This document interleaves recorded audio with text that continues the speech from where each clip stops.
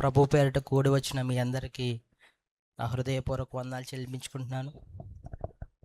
ముందుగా అర్హత లేకపోయినప్పటికీ కూడా దేవుడు నాకు ఇచ్చినటువంటి అద్భుతమైన అవకాశాన్ని బట్టి దేవుడికి నా హృదయపూర్వక వందనాలు చెల్లించుకుంటున్నాను. అలాగే ప్రతి సంవత్సరం జ్ఞానం లేకపోయినప్పటికి కూడా దేవుడు సిలువలో పలికినటువంటి 7 మాటల్లో ఏదో ఒక మాట చెప్పడానికి పాస్టమ్ గారు నాకు ఇస్తున్నటువంటి ఈ అవకాశాన్ని బట్టి వారికి కూడా నా హృదయపూర్వక వందనాలు చెల్లించుకుంటున్నాను. అలాగే కూడి వచ్చిన మీ అందరికీ కూడా నా ప్రత్యేకమైన వందనాలు చెల్లించుకుంటున్నాను. ఇప్పటి వరకు దేవుడు సిలువలో పలికినటువంటి 4 మాటల్ని విన్నాం. నేను ఇప్పుడు చెప్పబోయేది దేవుడు సిలువలో పలికినటువంటి 6వ మాట. ఈ 6వ మాటని ఒక్కసారి చూద్దాం రండి. యోహాను సువార్త 19వ అధ్యాయం 30వ వచనం. యేసు ఆ చిరక పుచ్చుకుని సమాప్తమైనది అని చెప్పి తల వంచి ఆత్మను అప్పగించెను. చిన్న ప్రార్థన చేద్దాం. మహాపరిశుద్ధుడైన ప్రేమ కలిగిన తండ్రి, మేము చదివిన వచనాన్ని ధ్యానించుచుండగా నాతో మాతో మా అందరితో సూటిగా స్పష్టంగా మాట్లాడి మీరు సిలువలో చేసినటువంటి త్యాగాన్ని అర్థం చేసుకొని మా జీవితాన్ని మీకు అంగీకారంగా మార్చుకునే కృపను దయచేయమని యేసుక్రీస్తు నామం పేరట అడిగి వేడుకుంటున్నాం తండ్రి, ఆమేన్. దేవుడు సిలువలో పలికినటువంటి 6వ మాట సమాప్తమైనది. ఈ మాట సమాప్తమైనది అనే మాట ద్వారా ఒక 3 విషయాలు, టైం ఉంటే 3 విషయాలు పంచుకోవాలి అని ఆశపడుతున్నాను. మొదటిగా ఏం సమాప్తమైనది, రెండవదిగా ఏం సమాప్తం అవ్వబోతుంది, మూడవదిగా ఏం సమాప్తం అవ్వవలసి ఉంది. మొదటిగా ఏం సమాప్తమైంది. యేసుక్రీస్తు సిలువలో ఈ మాటను 6వ మాటను పలికినప్పుడు ఆయన ఒంటి నిండా గాయాలున్నాయి, ఎన్నో దెబ్బలు తిన్నారు, సిలువలో వ్రేలాడుతున్నారు. ఆయన బలమంతా ఎండిపోయింది. అలా ఎండిపోయినప్పుడు, ఆయన బలహీనంగా ఉన్నప్పుడు ఒక మాటను ఆయన సిలువలో 7 మాటలు పలికారు. పలికిన 7 మాటల్లో కూడా 3 మాటలు బహు గట్టిగా పలికారు. అలా పలికినటువంటి గట్టిగా చెప్పినటువంటి మాటలో ఒక మాట సమాప్తమైనది. ఈ సమాప్తమైనది అని చెప్పినప్పుడు అక్కడ ఉన్నటువంటి అనేక మంది అనుకున్నారు యేసుక్రీస్తు యొక్క పని అయిపోయిందని. కానీ అక్కడ చెప్పింది ఐ యామ్ ఫినిష్డ్ అని చెప్పలేదు, కానీ ఇట్ ఈజ్ ఫినిష్డ్ అని చెప్పారు. అంటే నేను సమాప్తం అయిపోతున్నాను అని అక్కడ చెప్పలేదు, ఇది సమాప్తమైంది అని చెప్పారు. గ్రీకు భాషలో పదాన్ని టెటలస్టై అని అంటారు. టెటలస్టై అంటే అర్థం ఏమిటంటే పూర్తిగా చెల్లించబడింది, సంపూర్తిగా తీర్చబడింది, సంపూర్తిగా ముగించబడింది అని దాని అర్థం. ఇంతకీ ఏం సంపూర్తిగా, ఏమి సమాప్తమైంది? మొదటిగా రోమీయులకు రాసిన పత్రిక 10వ అధ్యాయం 4వ వచనం. విశ్వసించు ప్రతి వానికి నీతి కలుగుటకై క్రీస్తు ధర్మశాస్త్రమునకు సమాప్తి అయి ఉన్నాడు.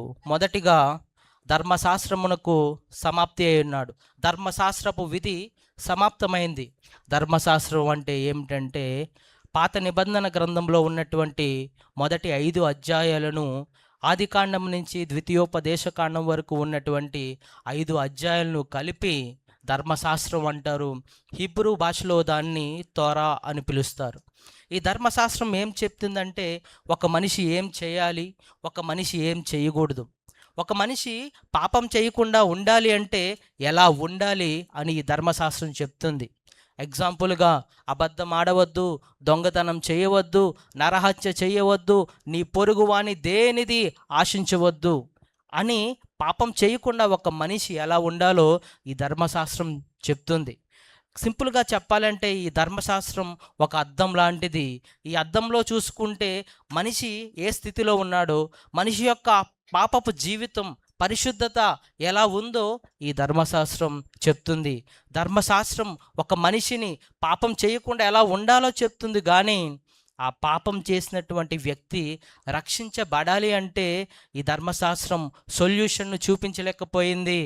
ఆ పాపిష్టి మనిషిని, పాపం చేసినటువంటి మనిషిని రక్షించడానికి యేసుక్రీస్తు సిలువలో రక్తాన్ని చిందించాడు.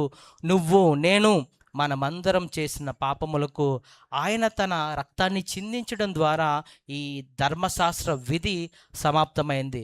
రెండవదిగా యాజక ధర్మం సమాప్తమైంది. యాజక ధర్మం అంటే పాత నిబంధన కాలంలో ఇశ్రాయేలులకు కొన్ని నియమాలు నిబంధనలు ఉండేవి.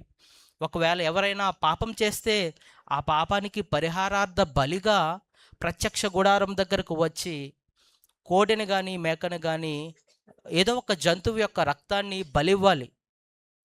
ఆ బలి ఎప్పుడు పడితే అప్పుడు ఇచ్చే బలి కాదు, ఎవరు పడితే వాళ్ళు ఇచ్చే బలి కాదు, ఎక్కడ పడితే అక్కడ ఇచ్చే బలి కాదు. అది ప్రత్యక్ష గుడారం దగ్గర మాత్రమే ఇవ్వాలి, ప్రధాన యాజకుడు మాత్రమే ఇవ్వాలి, సంవత్సరానికి ఒక్కసారి మాత్రమే ఇవ్వాలి. అలా ఇవ్వవలసి వచ్చినప్పుడు ప్రత్యక్ష గుడారంలో 3 భాగాలు ఉంటాయి. మొదటిది మందిర ఆవరణము, రెండవది ప్రత్యక్ష పరిశుద్ధ స్థలము, మూడవది అతి పరిశుద్ధ స్థలము. ఈ మందిర ఆవరణములో ఎవరైనా ప్రవేశించవచ్చు, కానీ పరిశుద్ధ స్థలములో కొంతమంది ప్రతిష్ఠించబడిన యాజకులు మాత్రమే ప్రవేశించాలి. ఈ అతి పరిశుద్ధ స్థలం అనేది సాక్షాత్తు దేవుని సన్నిధి అక్కడ ఉంటుంది. అక్కడికి ఒక్క ప్రధాన యాజకుడు మాత్రమే ప్రవేశించాలి. మనుషులు చేసిన పాపానికి పరిహారంగా బలి ఇవ్వడానికి ఆ ప్రధాన యాజకుడు లోపలికి వెళ్ళాలి అంటే ఆ ప్రధాన యాజకుడిలో ఏ పాపం ఉండకూడదు. కాబట్టే ప్రధాన యాజకుడు లోపలికి వెళ్ళేటప్పుడు ఆయన నడుముకి ఒక తాడును కట్టేవారు, ఒక గంటను కట్టేవారు. ఆ గంట సౌండ్ వస్తుంది అంటే ప్రధాన యాజకుడు బ్రతికున్నట్టు, ఆ గంట సౌండ్ ఆగిపోయిందంటే ఆ ప్రధాన యాజకుడు చనిపోయాడు అనుకుని ఆ తాడు పట్టుకునే బయటకు లాగేసేవారు. ఇదంతా ఎందుకు చెప్తున్నానంటే ఆ రోజుల్లో పరిశుద్ధుడైనటువంటి దేవునికి పాపిష్టి ప్రజలకు మధ్య పాపం అడ్డుగా వచ్చింది. కానీ యేసుక్రీస్తు ఎప్పుడైతే సిలువలో తన రక్తాన్ని చిందించాడో, తను సిలువలో మరణించాడో, అప్పుడు ఏమైందంటే పరిశుద్ధ స్థలానికి అతి పరిశుద్ధ స్థలానికి మధ్య ఉన్నటువంటి దేవాలయపు తెర పైనుంచి కింద వరకు చిరిగిపోయింది. అంటే ఇప్పటి వరకు ఒక్క ప్రధాన యాజకుడు మాత్రమే దేవుని సన్నిధికి చేరుకోగలిగేవాడు. కానీ ఇప్పటి నుంచి మాత్రం ప్రతి ఒక్కరూ దేవుని డైరెక్ట్గా కలుసుకునేటువంటి భాగ్యాన్ని మనందరికీ ఇచ్చాడు. ఒకసారి చూద్దాం రండి. హెబ్రేయులకు రాసిన పత్రిక 9వ అధ్యాయము 12వ వచనము.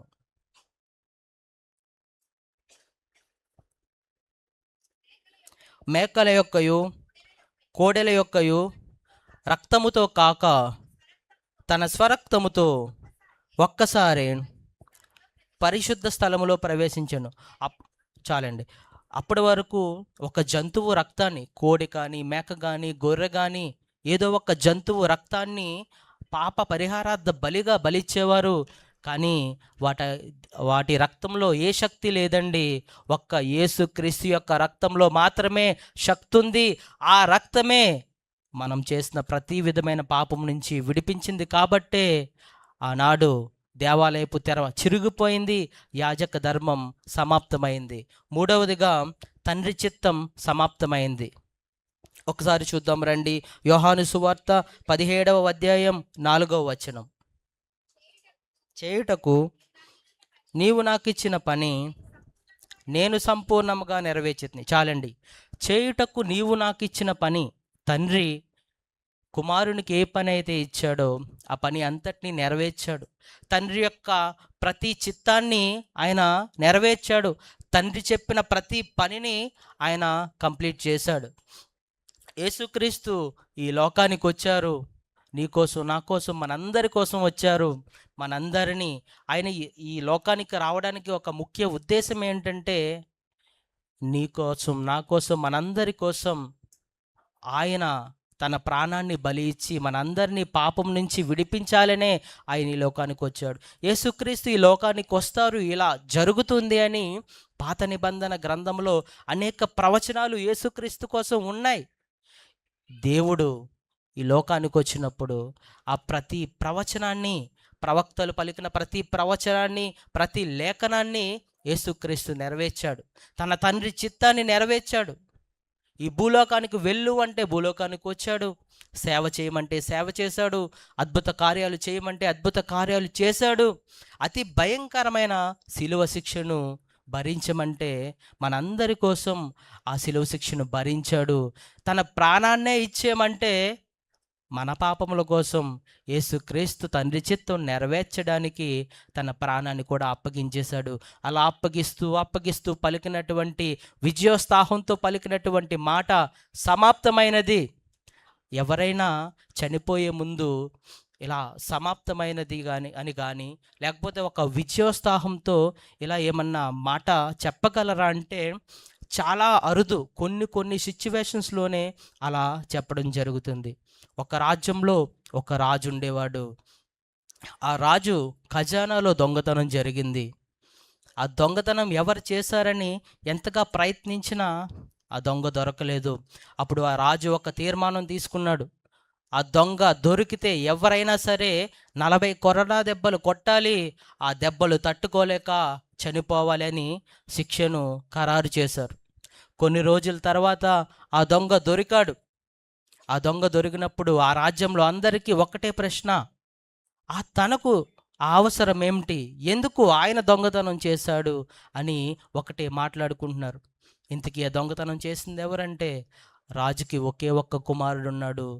రాజు బహుగా ప్రేమించినటువంటి ఆ ప్రియ కుమారుడే ఆ దొంగతనం చేశాడు. ఆ విషయం రాజ్యంలో అందరికీ తెలిసిపోయింది. తీర్పు దినం వచ్చింది. ఆ రాజు ఏం చెప్తాడు అని ఆ రాజ్యంలో దేశంలో ఉన్నటువంటి ప్రజలందరూ అక్కడికి వచ్చేశారు. రాజు ఏం చెప్తాడు? న్యాయాన్ని ప్రేమించినటువంటి రాజు శిక్షను అమలు చేస్తాడా? కుమారుని ప్రేమించినటువంటి తండ్రిగా శిక్షను రద్దు చేస్తారా అని అందరూ ఎదురు చూస్తున్నారు. రాజు వచ్చాడు, తన కుమారుణ్ణి చూశాడు, శిక్షను విధించాడు. 40 కొరడా దెబ్బలు శిక్షను విధించాడు. ఆ 40 కొరడా దెబ్బలు కొట్టేలోపే చనిపోవాలి అని శాసనం చేశాడు. ఆ శిక్షను అమలుపరచాల్సినటువంటి సైనికుడు ఒక కొరడాతో రెడీగా ఉన్నాడు. ఆ కొడుకుని తీసుకొచ్చి మోకాళ్ళ మీద నిలబెట్టి శిక్షను అమలు చేయడానికి రెడీగా ఉన్నాడు. కానీ ఆ సైనికుడికి ఒక ప్రశ్న, నా చేతుల్లో ఈ రాజకుమారుడు చనిపోతే రాజు నా మీద కోపం ఎంచుకుంటాడని భయమేసి కళ్ళు మూసుకుని కొట్టాలి అని ఆ కొరడాని ఎత్తాడు. బలం తెచ్చుకుని, ధైర్యం తెచ్చుకుని మొదటి దెబ్బ పడేలోపే అందరూ అరుస్తున్నారు, కొట్టొద్దు కొట్టొద్దు అని కేకలు వేస్తున్నారు. అయినప్పటికీ ఆ రాజకుమారుని కొడుతుంటే అందరూ వద్దు అంటున్నారని చెప్పి ఆ సైనికుడు 40 కొరడా దెబ్బలు కూడా బహుబలంగా కొట్టాడు. 40 కొరడా దెబ్బలు కొట్టిన తర్వాత కళ్ళు తెరిస్తే అక్కడున్నది రాజు కాదు, అక్కడున్నది ఆ దొంగ కాదు, ఆ రాజు. న్యాయాన్ని ప్రేమించినటువంటి రాజు తన కుమారుడికి, దొంగకి శిక్షను విధించాడు. కానీ కుమారుని ప్రేమించినటువంటి తండ్రిగా ఆ శిక్షను కుమారుడు తట్టుకోలేడని చెప్పి ఆ రాజు యొక్క స్థానాన్ని విడిచిపెట్టి ఈ దొంగ యొక్క స్థానానికి వచ్చి తన కుమారుడిని గట్టిగా హత్తుకున్నాడు. ఆ 40 దెబ్బలు ఆ రాజుకే తగిలి ఆ రాజు చనిపోయే స్టేజ్కి వచ్చేసాడు.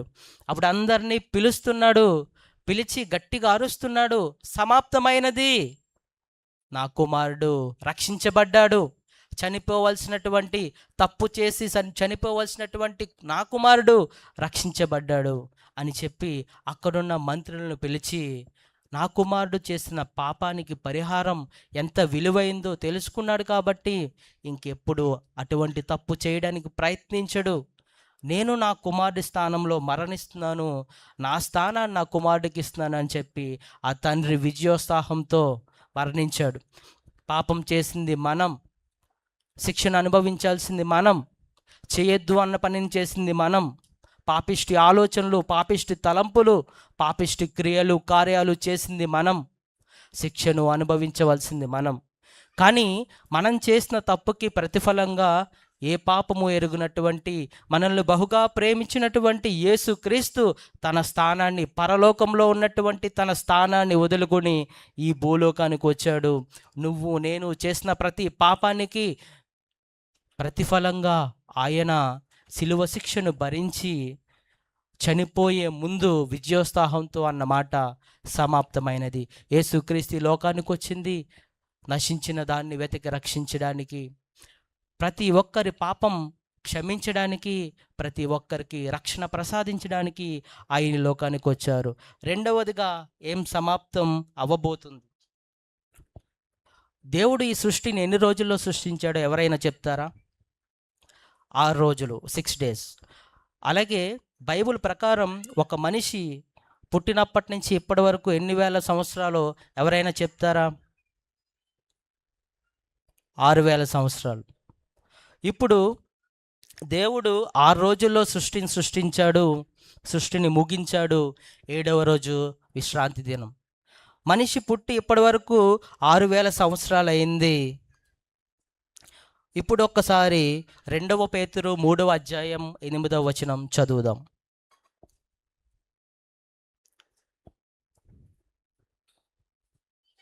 ప్రియులారా, ఒక సంగతి మరచిపోకుడి, ఏమనగా ప్రభు దృష్టికి ఒక దినము 1000 సంవత్సరముల వలెను, 1000 సంవత్సరములు ఒక్క దినము వలెను ఉన్నవి. చాలండి.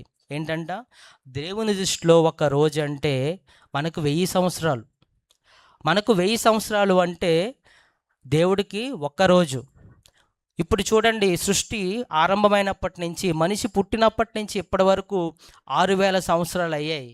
కానీ దేవుడి దృష్టిలో అవి 6 రోజులు. 6 రోజుల్లో సృష్టిని సృష్టించాడు. 7వ రోజు విశ్రాంతి దినం. ఇప్పటికీ 6 రోజులు కంప్లీట్ అయ్యాయి దేవుని దృష్టిలో. శిలువలో పలికినటువంటి 6వ మాట సమాప్తం. అంటే ఈ ప్రపంచం, ఈ యుగం త్వరలోనే సమాప్తం కానుంది. ఈ ప్రపంచం అంతమైపోతుందని నేను చెప్పట్లేదు, కానీ యేసుక్రీస్తు యొక్క 2వ రాకడ బహు సమీపంలో ఉంది అని చెప్తున్నాం. మనం ఇప్పుడు అంచె దినాల్లో ఉన్నాం అని గుర్తు చేసుకుని బహు జాగ్రత్తగా జీవించవలసిందిగా మనం గ్రహించాలి. దేవుడు యేసుక్రీస్తు యొక్క 2వ రాకడకు ముందు కొన్ని సూచనలు చెప్పాడు. అందులో కొన్ని ఒక్కసారి మీతో చెప్పాలి అని ఆశపడుతున్నాను. మొదటిగా, పాపం బహుగా విస్తరిస్తుంది. ఇప్పుడు చూడండి, ఎవరిని చూసినా, ఎక్కడ చూసినా పాపం. అక్రమ సంబంధం వలన కన్న పిల్లల్నే తల్లులు చంపేస్తున్నారు. ప్రేమించినటువంటి అమ్మాయి కోసం పెళ్ళైనటువంటి భార్యని ముక్కలు ముక్కలుగా కోసి ఫ్రిడ్జ్లో పెడుతున్నారు. ప్రేమించినటువంటి ప్రియుడి కోసం హనీమూన్కి తీసుకువెళ్ళి ఎవ్వరికీ డౌట్ రాకుండా చంపేస్తున్నారు. ఎక్కడ చూసినా మరణాలు జరుగుతున్నాయంటే అవి అక్రమ సంబంధాల వల్లే, పాపాల వల్లే. పాపం బహుగా విస్తరించింది. రెండవదిగా, రోగాలు, అంతు చిక్కనటువంటి తెగుళ్ళు. కరోనా చూసామా లేదా? ప్రపంచమంతా విలవిల్లాడింది కరోనాతో. మూడవదిగా, ఒక దేశం మీదకు వేరొక దేశం యుద్ధానికి కాలు దువ్వుతుంది. యుద్ధాలు జరుగుతున్నాయా లేదా? ఇజ్రాయేల్కి అమెరికాకి యుద్ధం జరుగుతుంది. ఇజ్రాయేల్కి ఇరాన్కి, అమెరికాకి ఇరాన్కి యుద్ధం జరుగుతుంది. అంతకుముందు పాకిస్తాన్కి ఆఫ్ఘనిస్తాన్కి, అంతకుముందు ఇండియాకి పాకిస్తాన్కి, అంతకుముందు రష్యాకి ఉక్రెయిన్కి యుద్ధం. ఒక దేశం మీదకు ఒక దేశం యుద్ధానికి కాలు దువ్వుతుంది. అంటే యేసుక్రీస్తు యొక్క 2వ రాకడ బహు సమీపంలో ఉంది. మూడవదిగా, ప్రాముఖ్యంగా, అంచె దినాల్లో క్రైస్తవులను ద్వేషించుకుంటారు. క్రైస్తవుల మీద దాడులు, హింస జరుగుతుంది. మనందరికీ తెలుసు మణిపూర్లో ఏం జరిగిందో. అలాగే ఘానా అనే ప్రాంతం, నైజీరియాలో ఏం జరుగుతుందో మనందరికీ తెలుసు.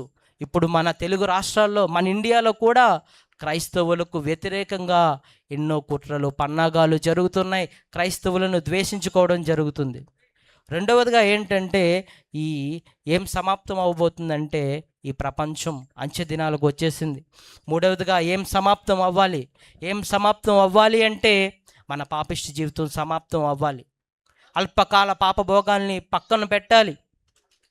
ఇప్పటి వరకు మనం చేస్తూ వస్తున్న ప్రతి విధమైన పాపాన్ని విడిచిపెట్టి పాపిష్టి జీవితాన్ని సమాప్తం చేసి ఒక నూతనమైన వ్యక్తిగా మనం మారాలి. మనం అంచె దినాల్లోకి వచ్చేసాం. యేసుక్రీస్తు యొక్క 2వ రాకడ బహు సమీపంలో ఉంది. ఆ 2వ రాకడలో మనం ఎత్తబడాలి అంటే మన జీవితాన్ని దేవునికి అంకితం చేయాలి. మనలో ఉన్న పాపాన్ని వదిలిపెట్టాలి, విడిచిపెట్టాలి. దేవుడు ఆశించిన విధంగా మనం జీవించాలి. ఇప్పటి వరకు మనం తెలిసి తెలియక ఎన్నో తప్పులు చేసాం, తెలిసి ఎన్నో పాపాలు చేసాం. చేసిన ప్రతి తప్పును బట్టి, పాపాన్ని బట్టి దేవుడు కన్నెర్ర చేస్తే దాన్ని తట్టుకునే శక్తి మనకు లేదు. కానీ అదే తప్పుని దేవుడి సన్నిధిలో ఒప్పుకుంటే, విడిచిపెడితే, పశ్చాత్తాపడితే దేవుడు నీ శిక్షను క్షమించడానికే కాదు, నిన్ను దీవించడానికి కూడా ఆయన సిద్ధంగా ఉన్నాడు. ఇప్పటి వరకు మనం ఎన్నో తప్పులు, ఎన్నెన్నో పాపాలు చేసాం, మన ఇష్టానుసారంగా జీవించాం. కనీసం ఇక్కడి నుంచి అయినా యేసుక్రీస్తు మనందరి కోసం ప్రాణం పెట్టాడని, ఆయన నా స్థానంలో ఆయన మరణించి ఆయన వలె ఆయన స్థానంలో మనల్ని జీవించమన్నాడని, పరలోక వాసులుగా మనల్ని జీవించమన్నాడని గ్రహించి కనీసం ఇప్పుడైనా దేవుడు మన కోసం ప్రాణాన్ని విడిచిపెట్టాడని, ఆయన కోసం మనలో ఉన్న పాపాన్ని విడిచిపెట్టి ఒక నూతనమైన వ్యక్తిగా జీవించడానికి, క్రీస్తు ఆశించినటువంటి జీవితాన్ని జీవించడానికి ప్రార్థన చేద్దామా? మనలో ఉన్నటువంటి తప్పును ఒప్పుకుందామా? నేను ఇప్పటివరకు ఎన్నో తప్పులు చేశాను, కానీ దేవుడి సన్నిధిలో ఒప్పుకోవాలి అని ఆశపడుతున్నాను. దేవుడు శిక్షించక ముందే దేవుని కనికరం కోరుకోవాలి అని ఆశపడుతున్న వాళ్ళు ఎవరైనా ఉంటే నాతో కలిసి ప్రార్థించండి, ప్రార్థనలో ఏకీభవించండి. మహాపరిశుద్ధుడైన తండ్రి, మీరు సిలువలో పలికినటువంటి 6వ మాటని మేము ధ్యానించాం. దేవా, మీ మాటల ద్వారా మాతో మాట్లాడుతున్నందుకు వందనాలు. ఇదిగో నాయనా, మాలో ఏ మంచి లేదు, ఏ పాపం లేదు, అయినప్పటికీ మీరు మా కోసం, మా అందరి కోసం మీ ప్రాణాన్నే త్యాగం చేశారు. కానీ మేము ఇంకా అదే పాపంలో జీవిస్తున్నాం, అదే లోకంలో జీవిస్తున్నాం, అల్పకాల పాప భోగాలకు లొంగిపోతున్నాం. తెలిసి తెలియక ఎన్నో తప్పులు చేస్తాం, ఎన్నో పాపాలు చేస్తాం. కానీ వాటన్నిటి నిమిత్తం ఇప్పుడు పశ్చాత్తాపడుతున్నాం నాయన. తప్పులు చేయడం మానవ సహజం, మాటికి తప్పు చేస్తున్నాం, మీ గాయాలు రేపుతున్నాం, మమ్మల్ని క్షమించండి దేవా. మీ సన్నిధిలో అడుగుతున్నాం, వేడుకుంటున్నాం. అడుగుడు ఇవ్వబడిన అన్నారు కదా నాయన. పాపం చేసిన మమ్మల్ని క్షమించమని అడుగుతున్నాం నాయన. మమ్మల్ని క్షమించి మీ రక్తంలో మమ్మల్ని కడిగి శుద్ధీకరించి ఒక నూతనమైన వ్యక్తిగా మమ్మల్ని మార్చి మీ వలె పరిశుద్ధులుగా జీవించే జీవితం మా అందరికీ దయచేయమని యేసుక్రీస్తు నామం పేరట అడిగి వేడుకుంటున్నాం తండ్రి, ఆమేన్. నాకు ఇచ్చినటువంటి అద్భుతమైన అవకాశాన్ని బట్టి మరొకసారి మీ అందరికీ వందనాలు చెల్లించుకుంటున్నాను. మ్యాక్సిమం నాకు ఇచ్చిన టైంలోనే నేను క్లోజ్ చేశానని అనుకుంటున్నాను. ఫాస్ట్గా చెప్పడం వల్ల ఎక్కడైనా మిస్ అయినా, ఏమన్నా తప్పుగా చెప్పినా ఏమో అనుకోవద్దని పాస్టర్ గారిని మిమ్మల్ని అందరినీ కోరుకుంటున్నాను. దేవునికే సమస్త మహిమ ఘనత ప్రభావం చెల్లిన గాక. ఆమేన్.